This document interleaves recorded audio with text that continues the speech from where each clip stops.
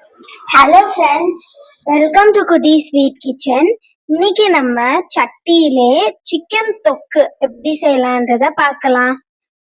2 வெங்காயம், 2 தக்காளி, கருவேப்பிலை கொஞ்சம், கொத்தமல்லி கொஞ்சம், 1.5 டீஸ்பூன் இஞ்சி பூண்டு விழுது, 1/2 கிலோ சிக்கன் எடுத்துக்கோங்க. இது நம்ம கொஞ்சம் டிஃப்ரெண்டான மெத்தட் தான், ரொம்ப சிம்பிள் குக்கிங் தான் இது.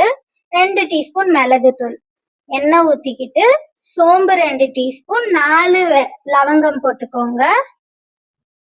நல்லா அது பொரிஞ்சதும் வெங்காயத்தை ஆட் பண்ணி நல்லா வதக்கிக்கோங்க.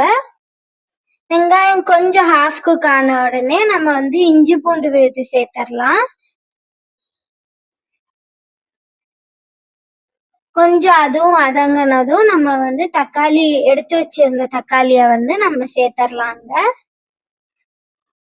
ரொம்ப சிம்பிள் குக்கிங் தான். இதுல நம்ம பெரிய ப்ரொசீஜர்லாம் எதுவுமே இல்லை, எதுவுமே அரைக்கவும் வேணாம். நம்ம கருவேப்பிலை கொத்தமல்லியும் இதுலயே போட்டு வதக்கிக்கோங்க, நல்லா ராஸ்மெல் போற வரைக்கும்.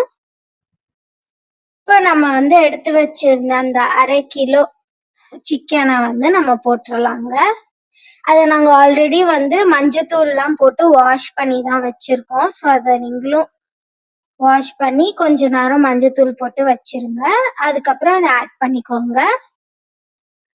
இப்ப போட்டதுல சிக்கனோட குக்கிங் டைம் பாத்தீங்கன்னா 10 to 15 நிமிஷம் நல்லா குக் ஆகட்டும்ங்க. அதை நீங்க எப்படி வேணாலும் குக் பண்ணிக்கோங்க. நான் 5 minutes ஒன்ஸ் கொஞ்சம் மூடி வச்சு குக் பண்ணுவேன், பாருங்க. இப்ப நான் கல்லுப்பு கொஞ்சம் தேவையான அளவு சேர்த்துக்கிறேன். தண்ணி லைட்டா தெளிச்சு விட்டுக்கோங்க, ஏன்னா சிக்கன்ல இருந்தே தண்ணி விடும் கொஞ்ச நேரத்துல. ஸோ இந்த மாதிரி மூடி வச்சுட்டு 5 minutes கழிச்சு ஓபன் பண்ணி இந்த மாதிரி ஒரு வாட்டி வதக்கி விட்டு திருப்பியும் க்ளோஸ் பண்ணிக்கோங்க. திருப்பியும் கொஞ்ச நேரம் கழிச்சு இந்த மாதிரி கொஞ்சம் செமி குக் ஆன ஸ்டேஜ்ல 1 டீஸ்பூன் கரம் மசாலா போட்டுக்கோங்க.